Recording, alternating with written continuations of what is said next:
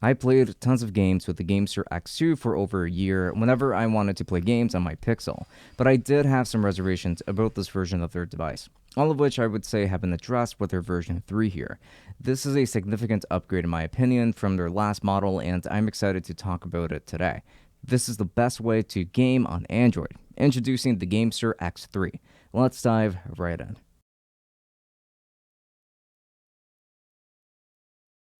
This video is sponsored by TapTap. TapTap is a game manager that keeps a list of all of your gaming apps and lets you update them from just one spot, as well as directly play your games from that one location. You also get plenty of articles and recommendations for games that have great controller support and way more. You can upload your own gameplay videos directly if you want to for others to see, and I find it to be a very useful tool for managing your Android games as well. It's completely free and completely useful for Android, so why not download it yourself? Give it a try through the link in the description, and thanks again to TapTap for sponsoring this video. The unboxing for this product is super simple. It comes in this carrying case that looks and feels great, so go ahead and open that up, and inside you're going to find your charging cable, then you're going to find a box, but we will set that aside to take a look at the beautiful GameSir X3 itself. Putting that aside, you will find that box again that has some thumb covers that I believe do make a huge difference. A D-pad replacement that has a more rolling-friendly design, I want to say, and you will also get instructions and some other goodies inside. The exterior design consists of plastic for the entirety of the build. Now, this device is rather chunky, but it is the best design that they've made yet because it's so comfortable. On the front, you're going to find your usual buttons layout with the cooling pad right in the center. On the back, you're going to find the RGB fan for cooling your phone. More on that soon. On the bottom, you're going to find the USB-C port for powering the fan and another for charging your phone through it. The buttons on this device are very clicky, which some may dislike, but I personally really like that because they feel and sound very satisfying to press. The face buttons, the D-pad, and shoulder buttons are all very clicky, which happens to be my preference. So I really like the design on this one. I think that it looks to be quite a durable device, and it seems to have the kind of buttons that I like the most. With this model, you can actually customize certain aspects about it. For example, you can go ahead and swap out the sticks for taller ones or add some thumb grips, which I did because I find these to be just way more comfortable to use. And you can also swap the D-pad out for one that's better suited for rolling. These are very welcome additions since people with larger hands especially could benefit from having taller sticks, but also for games that benefit from it now have the option to be played with it in this configuration. So hey, this is pretty awesome. This kind of customization is very, very welcome. And then when it comes to the fit, I do have some reservations. I like that it can accommodate almost any smartphone out right now because it can extend quite far. I mean, vertically, it fits my Pixel 6 Pro without issues, and this is a big phone.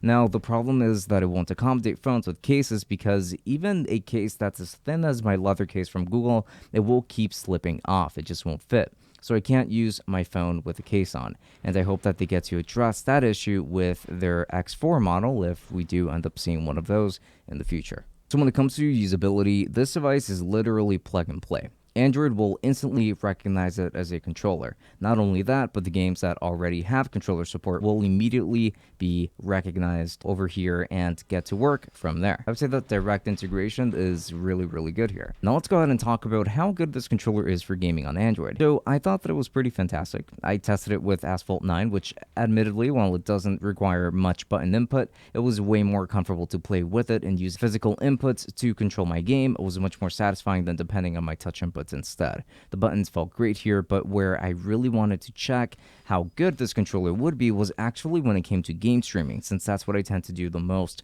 on mobile. So that's when I went into Google Stadia to play Final Fantasy 15.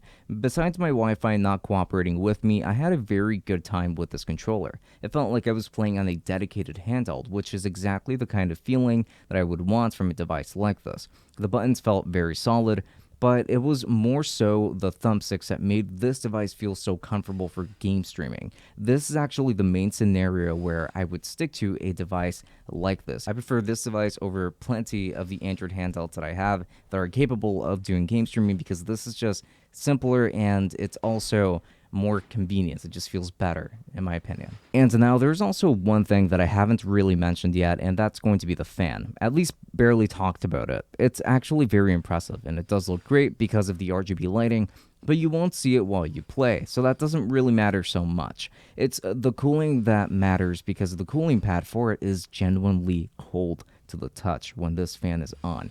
That means that it should do a very good job in cooling your phone while you're gaming. Hell, it definitely helped keep my Pixel 6 Pro cool throughout my game sessions, even whether I was playing Asphalt 9, Genshin Impact for demonstration purposes, and also game streaming. It would keep my phone cool almost no matter what. The only thing that I really wish was different here is going to be the fact that you need to plug it in order for the fan to work, as in you have to plug it in directly to that USB-C port that you see around the bottom. There is no other way of making it work. If it was battery powered with a button to power it on, I would like it a lot more for portability and taking this with me, especially while it's getting this hot outside. I mean, it is June, but the fan is really good. Would just love to be able to take it with me as well. So that's pretty much everything that I needed to say about the GameSir X3. I think that it is an objectively superior version over their X2 model. It has a lot going for it, and while it's not as pocketable, it is a device that's designed for offering the best gaming experience possible on the smallest form factor possible. It's not perfect, but this is probably the best controller that you can get for your Android device right now. So yeah, strongly recommend it. So thank you so much for watching this video all the way up until the very end. It is always appreciated. Now I am going to be leaving affiliate links to Amazon down in the description, so you can go ahead and grab your own X3 because this is genuinely really cool for your Android phone. So yeah, I would definitely go for it. And I would also love to give very special thanks to all of our patrons, beginning with the tier 3s, which in this case are going to be Omar. So thank you so much for all of your support because it really does go a very long way. Tier 2s and tier 1s. Thanks to all of you guys for everything that you've done because it is always appreciated and it does go a long way. So thank you so much. And now, don't forget to follow me on Twitch. My current schedule is actually Mondays, Wednesdays, and Fridays, so I will be streaming a lot more often, so do expect to see me live. And yeah, I very much look forward to talking to you guys if you have any questions about retro handhelds or gaming devices or just microphones, anything, whatever. In terms of tech, I'm always there to talk. And also follow me on Instagram. I do post over there every now and then. Now, with that said, this has been Francisco from Tech Summit. Thank you for watching, and until next time, enjoy.